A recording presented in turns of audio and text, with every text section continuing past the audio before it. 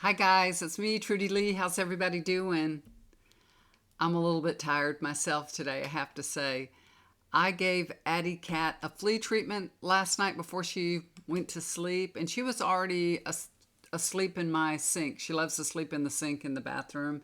So she was already asleep. She's been outside playing a lot. So we've been leaving our door open. We just have the screen on there, and it's one of those magnetic screens that the cats and dogs can go through. She's so funny when she goes through it.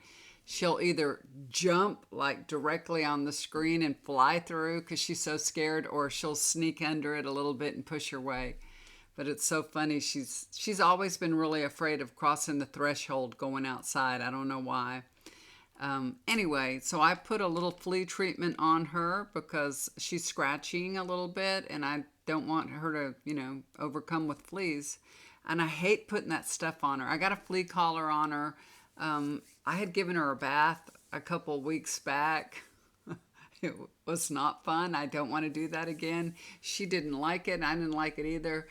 So I'm trying to avoid that at all costs. So I put it on her, and she doesn't like it. Now I put it, pretty high up on her neck so she can't lick it off herself.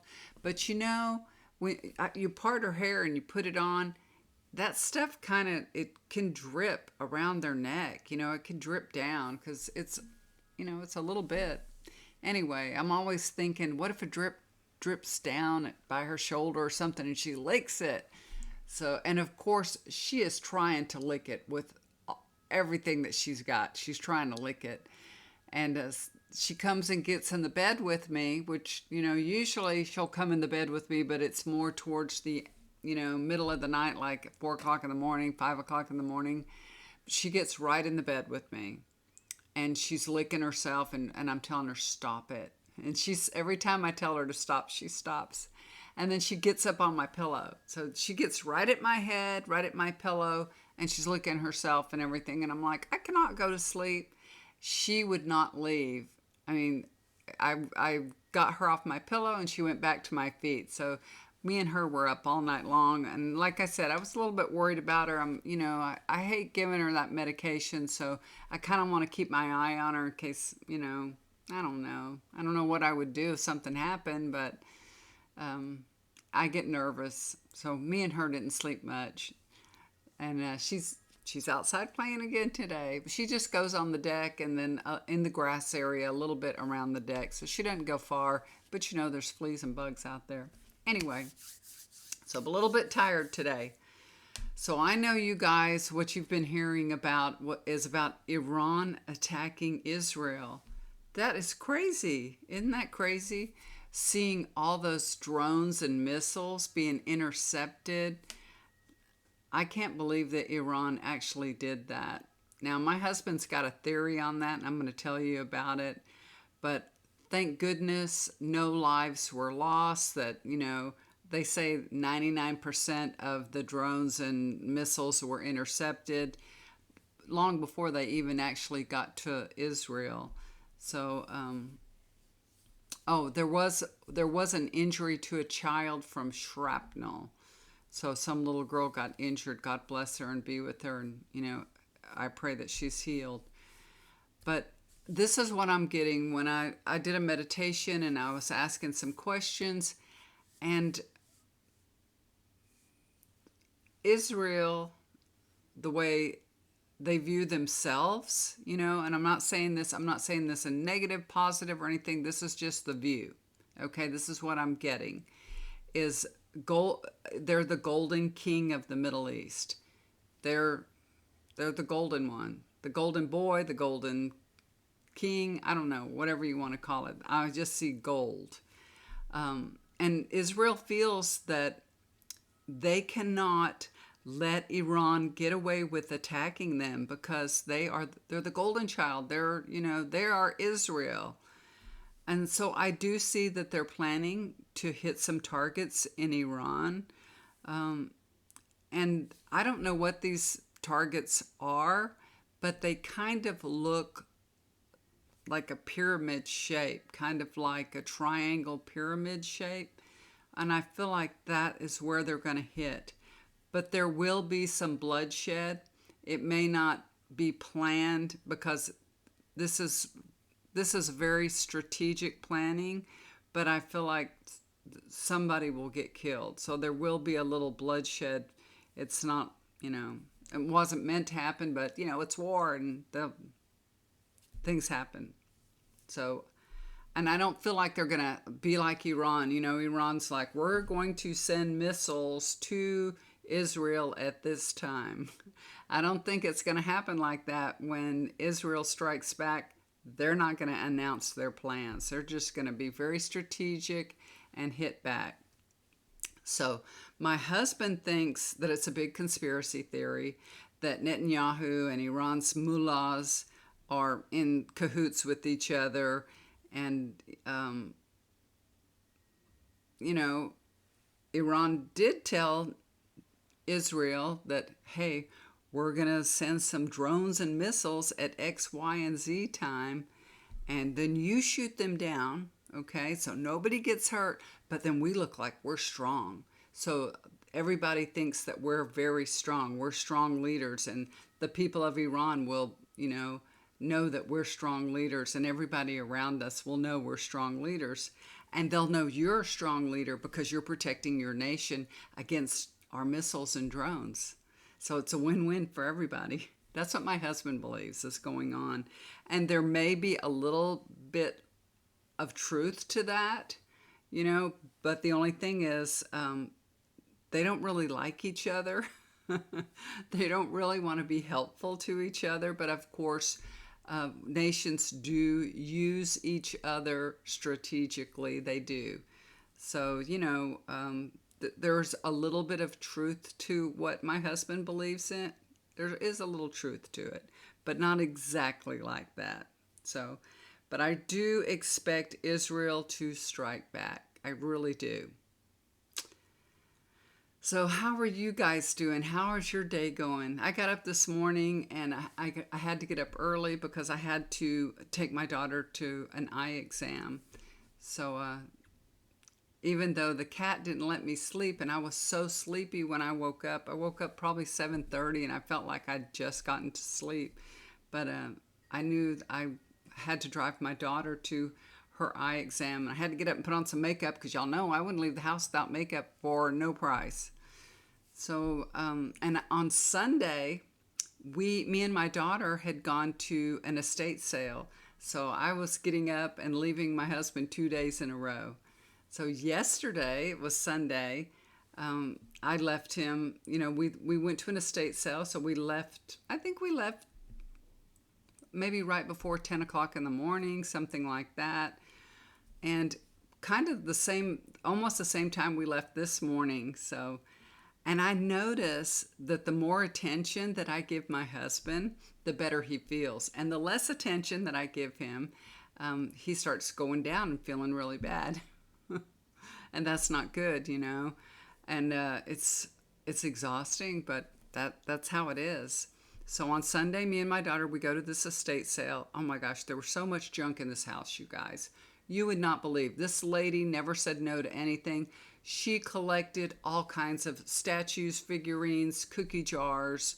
I mean, this lady had so much stuff. They had a 4-day estate sale, and then they're going to have a part 2 on it, like in 2 weeks. They have more stuff. And this house was so crowded full of stuff that they only let a number of people in at once because it was just so full of stuff. It was crazy. So I did get a few things myself because I resell on Etsy and eBay, so, and my daughter does too. So I got a few things. I spent like $15 because it was 60% off, but the prices were kind of high, kind of stupid.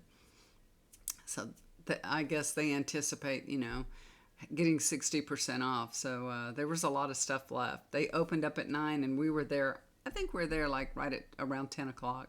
So they'd only been open for an hour, and this was their 4th day. So there was a lot of stuff left. Anyway, it was fun. It was good. We enjoyed it and we took our time. So we were there for, I don't know. It was a little ways away from the house. So I would say that I was gone for like 2.5 hours, something like that. And I wasn't here yesterday to make breakfast for my husband because I thought, well, It's just a couple of eggs. He can fry himself some eggs. So I didn't make breakfast for him before I left. I did make his coffee for him and gave it to him. And on Sundays, we've designated Sunday the day that he can eat whatever he likes. So he had been talking for the last couple of days that he was going to make this chicken and rice, and he was going on and on how he's going to get a whole chicken and cook it, and then he's going to layer the rice and the chicken together. He was just going on about how delicious this meal was going to be. When I got home Sunday after being gone like 2.5 hours, he was in a foul mood. Y'all, he was not happy. He was feeling really bad. He didn't feel good. His blood pressure was low. The doctor told him, don't worry about your low blood pressure. It's okay. He sits there in his chair, y'all, and he takes his blood pressure every hour 4 times. And I am not kidding you. He does it over and over and over. And of course, you get a different reading every time. And he's like, my blood pressure's all over the place. I'm like, stop taking your blood pressure. Stop it. Just stop it. But he won't. He's got like 2 blood pressure machines. He's got 2 oxygen meters and everything right there by his chair, you know. So he did fry himself a couple of eggs yesterday. And I told him, let's go to H-E-B and buy, you know, a whole chicken. And he goes, what do you want a whole chicken for? And I'm like, because I thought you were going to make some chicken and rice. You've been talking about it. I'm not cooking anything. And I'm like, oh, okay. I said, are you grumpy? Are you mad? And he was really grumpy and mad. And he just said that he wasn't feeling good, you know. And he wasn't going to cook anything. He wasn't feeling good. So I'm like, okay, that's fine. Fine, no problem. So I made the chicken and rice for him. And yesterday I did make him lunch when I got back too. So, and, you know, I did make, this morning I made him breakfast before I left for sure. Because I didn't want to go through that again. I didn't want to get up and say, okay, bye, here's your coffee. Go make yourself some eggs. So this morning I made sure before I left, I made him a couple of eggs. And I made him some lunch today too. I make him very nice lunches. I really do. I make him wonderful salads. And I made him just a hamburger patty with pickles, tomatoes, what else? Oh, an avocado and a little mustard on it. No bread. And then this big old salad and some berries. So some strawberries and blackberries for dessert, you know. So I made him a very nice lunch. But he was just so grumpy yesterday. And I know when you think you're not feeling good and nobody cares, you know, you get kind of a little bit grumpy. But he's doing really good on his diet. He might not really like doing it, but his weight's gone down. He told me, he said, I feel better. I'm so glad my stomach's going down. It feels so much better. So he is happy about that. And his glucose readings, y'all, they're getting so good. So this morning, he had rice yesterday. So he had his chicken and rice for dinner last night, and he ate a lot of rice. This man can eat a lot of rice. I think if you would measure it, it would probably be 3 or 4 cups of rice. And I'm not kidding you. Definitely, because he had a big old plate full, and then he got another plate full. But all that being said, this morning his glucose reading was 118. So that's really not too bad for, you know, eating all those carbohydrates. But it had been 110, 113, and one day last week it was 97. And I'm like, oh my God, you're almost at a normal reading for glucose. So he's headed in the right direction. He's doing really well. But he gets a little depressed because we're walking every single day. Yesterday, like I said, he was grumpy and wasn't feeling good. We did go for a walk, but he didn't want to walk too much. He said he had a pain in his shoulder. So that's the shoulder. His shoulder's been bothering him. His neck bothers him here. And he doesn't, you know, every time he gets a pain, he's like, is it from my heart going to my shoulder? Is it my arm? So he always is worried about this could be heart pain. So he started walking, he started getting shoulder pain, and then he got a pain in the middle of his back. And he wanted to stop walking. He's like, oh, let's just go home. I don't want to walk, you know. And then he was talking to me and he was telling me about, what is life for, He's feeling very depressed and he's questioning things. What's life for when you can't do what you want to do? You can't eat what you want to eat. You can't, do physical things that you want to do anymore. And I told him it's all about perception. So you can look at your cup half full or you can look at it half empty. And I reminded him of all the things in his life that, he has to be grateful for and all that we have experienced. And now we're experiencing new things together. And if things didn't change in life, we would keep experiencing the same things over and over and over, right? And we're here to experience life and enjoy life. So life changes, and when life changes, it brings you new experiences, and that's what we're here for, to experience life. So I kind of tried to explain it to him a little bit, just to remember life is meant to be enjoyed, and it would be boring if we were doing the same thing over and over and over. So now you can try new things, and it's funny, but he would like to eat the same foods over and over and over. He's fine with that, but I'm trying to help him experience food in a different way. Not too happy about that, um, but we have to embrace new experiences and new ideas and new way of doing things, like eating. That's very important. And I think that's the reason why things like this happen, is just to help us embrace more experience and experience more diversity in our lives, So, and it's really weird because even though when he was at the hospital, just a small amount of the time at the hospital was scary. Just in the emergency room, it was scary. After that, everything was pretty pleasant. And he actually came in contact with a lot of pleasant people. He had a lot of pleasant experiences, even though he was in the hospital. So, you have to look at things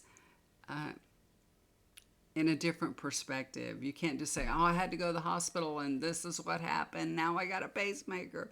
He had some good experiences, and he has a pacemaker now. He doesn't have to worry that his heart rate's going to go down so low that it could give him a heart attack, So that will stimulate his heart if needed to be, to keep it at 60 beats. So got to look at it in a positive light, Anyway, so that's what I've been experiencing and doing, and hopefully the challenges that he's going through, that I'm going through with him, and y'all listening to our story will help you with the challenges that you're going through.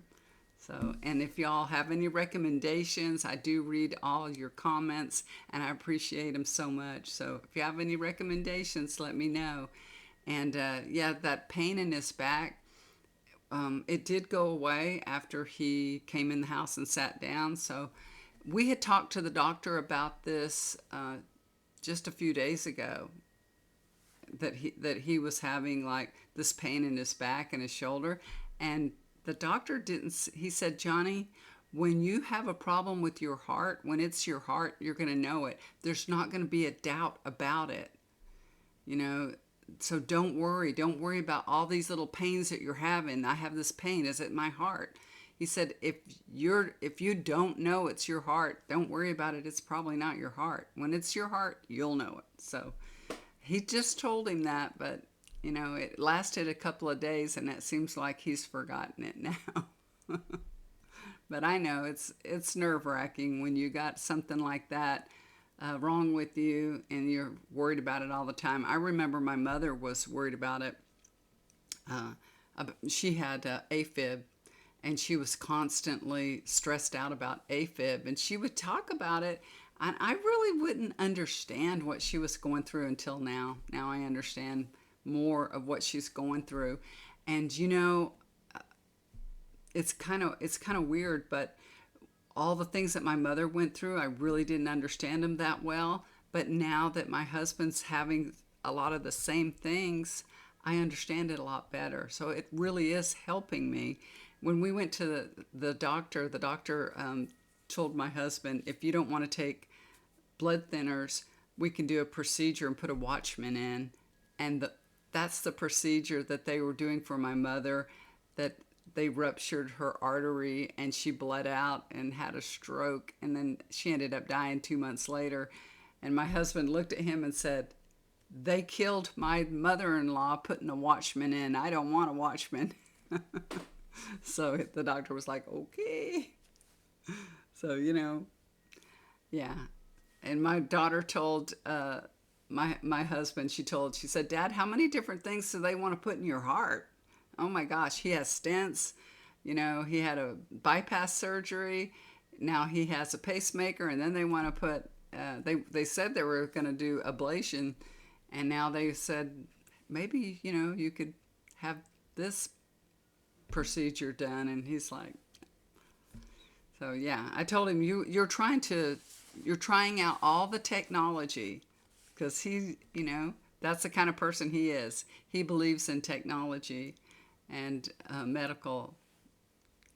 He said, they've kept me alive. And yeah.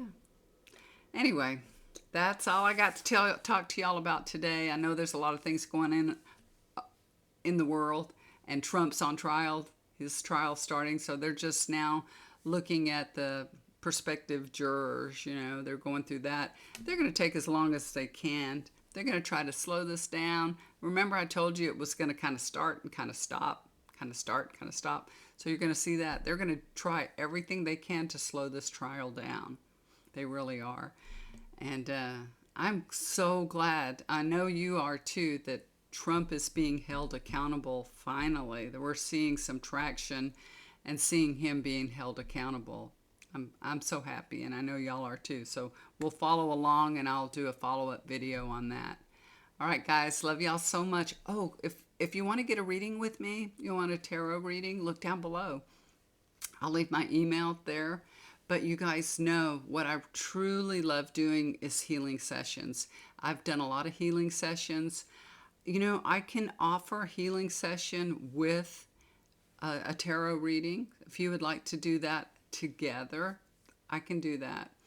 I can do a healing session for you and not charge you anything at all, but there is a longer version of a healing session that takes me a while to do, and that's the one I really enjoy doing, because that involves releasing energy. So you release energy. That's the first thing you have to do. You have to get rid of some energy that you're carrying around so that you can utilize the healing that's being sent to you.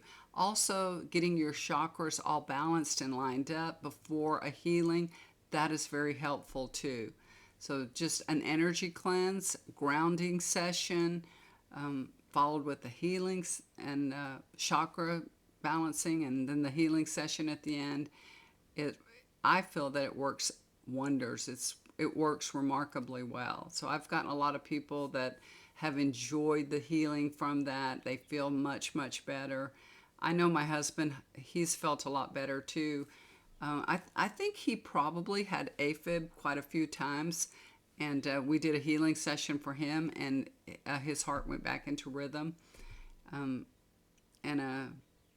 know he has enjoyed healing that way and feeling that way. Now, that doesn't mean that that's always going to work just right for you, but it can help you while you are receiving medical care. That can be in addition to you receiving medical care, and that can help you recover more quickly. So if you would like to have a healing session with me, I'd love to help you out. I'd love to do a tarot reading for you. If you are, having some doubts or having some questions in life, or maybe you're having problems in your love life and you'd like to get a love reading, look me up. There's my email down below, and I would love to help you out. I really love to give back and to help people. So hit me up, you guys. Love you so much. Have a wonderful day, and do something kind for somebody. It'll always come back to you. Bye for now.